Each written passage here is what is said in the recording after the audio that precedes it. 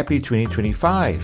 Welcome back to another episode, and to those who just joined the community, a warm welcome to the channel.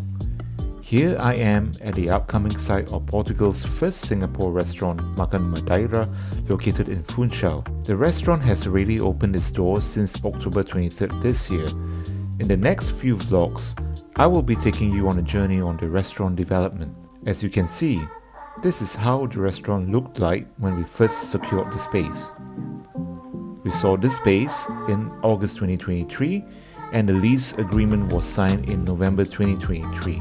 I was very excited and at the same time very nervous, as I've never planned to open a restaurant in my life and open one in a foreign country. However, my new life in Madeira brought unexpected surprises and I learned to embrace it. We are making history, but at the same time there's a lot of pressure to do it well. After signing the lease agreement, I went straight to work on planning the restaurant. There were various items to plan and they include the restaurant vision, and these details include in the interior design, the look, menu, recipes, staff planning, administrative and renovation. As part of the lease agreement, we had to provide a list of documents for renovation approval before we received the store keys. This included a proposal drawing of the renovated restaurant, fire safety measures, ventilation, timeline schedule, and insurances for approval. I initially attempted to do it by myself and organize the documentation. Here is the first draft of the drawings for approval, including the 2D renderings. I took it on myself to organize it and the initial proposal was rejected. There were some flaws, such as the dishwashing area needs to be separated from the kitchen area. This is part of health and safety issues, so not to contaminate dirty plates and the kitchen area. The major flaw was that I did not fully understand the Portuguese health, safety and construction regulations well enough. That was an oversight and I had to go back to the drawing board and find locals to assist and manage the restaurant renovation. The 3D drawings gave a better visual how the restaurant will look like when it's completed. This is version 2 after setting up a team of local experts to work on the details. The second version was better designed and has a better workflow. This includes the updated kitchen, washing area, bar area, seating area, and reception area.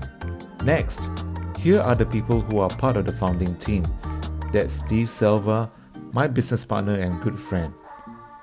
I pitched the idea to him about a year ago, and he agreed on it, and he's also the angel investor in this business venture. Next, I had to think about stuff.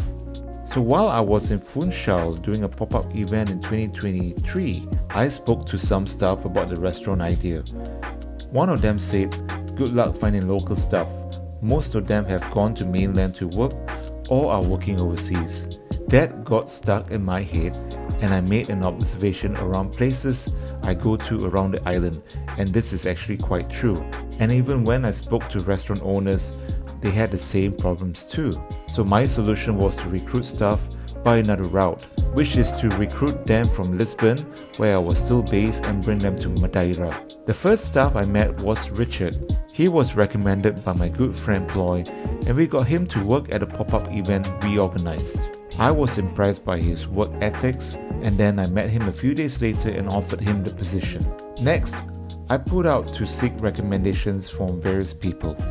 From there, I found most of my staff in Lisbon and sold them on the idea of relocating to Madeira. My pioneer team consisted of 2 Filipinos, 3 Nepalese I recruited from Lisbon, and a Venezuelan I met while I was in Madeira. Most of my staff arrived in May and we arranged lodging for them. For the record, I did try to recruit locals. However, it wasn't as straightforward as I thought it was. The planning took longer than expected, and after months of negotiations and trying to get the right paperwork for the landlord, we finally received the keys to the store on 31st of May. It was a moment of relief and a wee celebration. We got busy the following week meeting the project manager to firm up the project timeline, got the electricity and water accounts, and have the boards installed so that we can get the renovation started. Trust me, things in Portugal are never straightforward and there's always something to fix, even though we thought we may have done the right thing. Next, was to create a buzz around by putting up signage and sticker outside the restaurant, followed by publicizing the upcoming restaurant to the media. Being the first Singaporean restaurant in Portugal, many people may have not tried Singapore cuisine except for those who have lived in Singapore or travelled to Singapore. I also have to train my staff, as all of them, except for Richard, have never been to Singapore and never tasted Singapore food. That was quite a challenge. In addition, locals are more used to Chinese, Thai and Japanese sushi. Not many have tried Singaporean or Malaysian food. I expected there will be a lot of curious questions about the food. So, the menu needs to be descriptive, providing brief explanation about the dishes. Next, I designed a sign to indicate what Makan means. I designed a neon sign and I put Makan in different languages including Mandarin, Tamil, English and Portuguese, so that diners would not need to constantly ask the staff what Makan means. Next are the herbs, aromatics and spices used in Singapore cuisine. Ingredients are limited in Portugal and it's even more limited in Madeira. So I figured that if I wanted to serve authentic Singapore food, I have to grow some of my own food and not solely rely on supermarkets. Supplies in the Asian supermarket can be seasonal and I can't really rely on them for regular supply.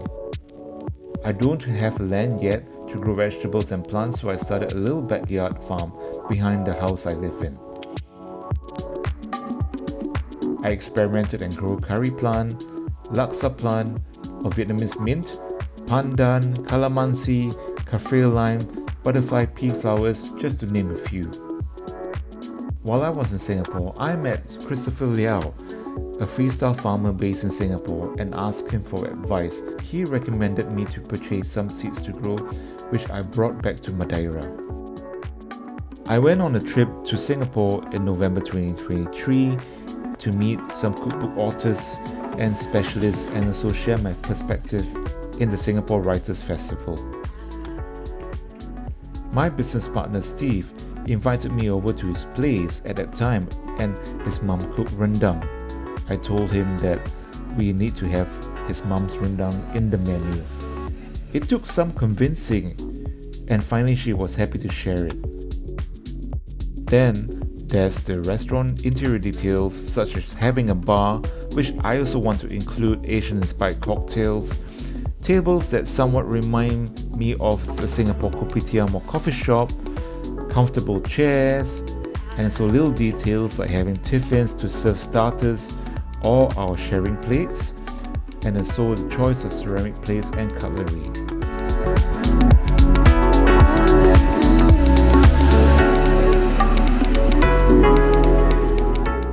Also, while in Singapore, we took a trip to Thailand and purchased some items for the restaurant.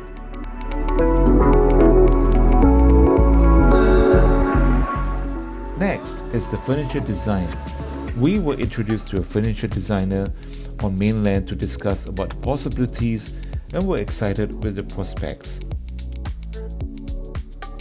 So this is a summary of how we did the restaurant planning. I will share more details how we developed the recipes and the restaurant progress until the opening day. That's the end of this week's vlog. Stay tuned, and before we end, I will leave this image and share more with you in the next episode. Here's me saying goodbye. Don't forget to hit like and subscribe. Take care and ciao ciao.